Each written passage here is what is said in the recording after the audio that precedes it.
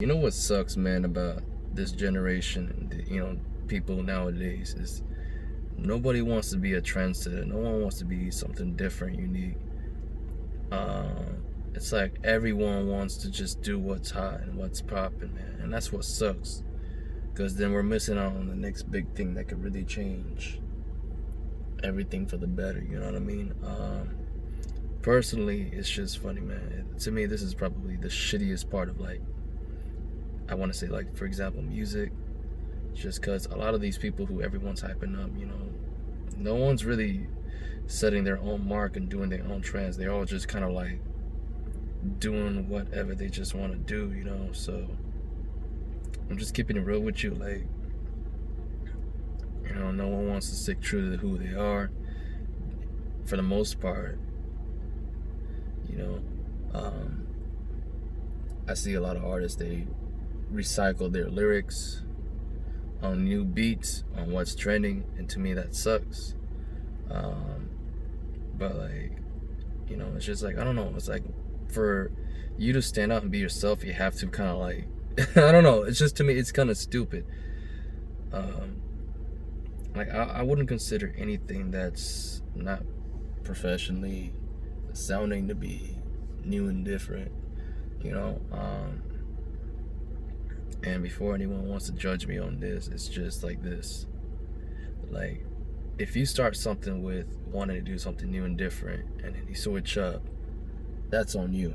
However, if you, for ever since you first started, since day one, all you did was kind of do what the mainstream or what the industry is following after, then to me it's when are you gonna get out of that cycle and finally be free of yourself? That's my question to you. But you know what I mean? I feel like at the end of the day, if you go independent as a musical artist and you set the motion for how you're gonna sound for the next 20, 30, or for however long you be making music in general, and you stick true to that sound or to that theme that you want to do, and you go forward with that, hey, more power to you. I'm all on that.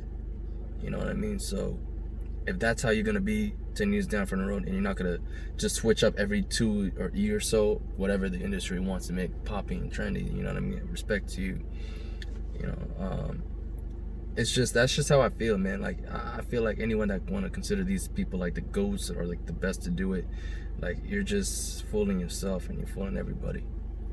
To me, you're just creating a toxic environment that allows people to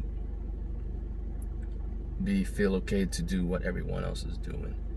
I'm not saying you can't socialize. That's a different story. I'm not saying that you can't work with people. I'm not saying anything against that.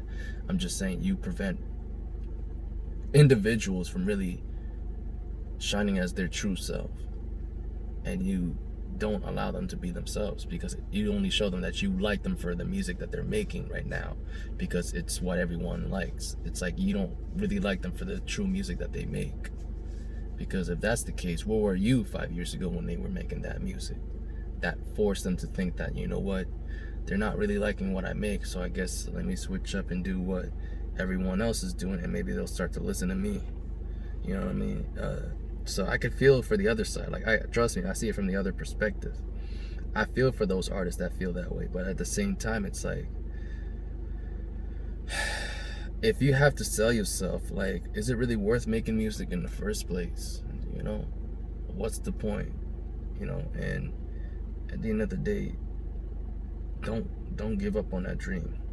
It's the times where we question ourselves and feel like we should give up. It's the times where we need to be believing in ourselves the most and believing in that God is taking us on the right path. That's just wholeheartedly what I believe, man. And that's just how I genuinely feel about music, man.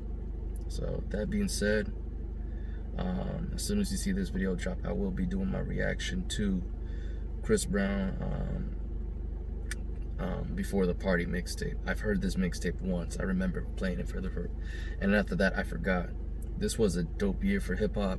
There were so many good projects that it was easy for me to forget so many underground, or like so many like just like under the radar projects, and this one was under the radar for me, man. But yeah, oh yeah, especially because ever since I started, when I found out Tory back in 2014, it was game over. I was definitely hooked on his music non-stop, and he was dropping so much heat. Like, dude would not stop and would not give me a breather to check out any other artist.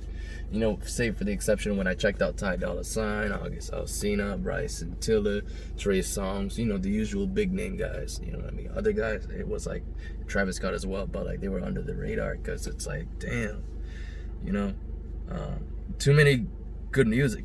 Tory was just dropping mixtape after mixtape after mixtape. It's like after Lost Cause, then he took a break. He comes through with Cruel Intentions, then drops Chixtape 3 and New Toronto at the same time. It's like, holy smokes. And then 8 months later drops I Told You. Holy smokes. Then he drops 4 months after that New Toronto 2, Chixtape 4. It's like, damn, can I get a breather? And unfortunately, I wish I never said that, because then he stopped. He stopped dropping mixtapes. He only dropped one, I think, International Fargo, and that was it, man. Yeah, something like that. Anyways, I got off track for like the last 2 minutes or so. So anyways, I was supposed to end it right before 5, but it's all good. Y'all stay safe, stay blessed out there. Deuces.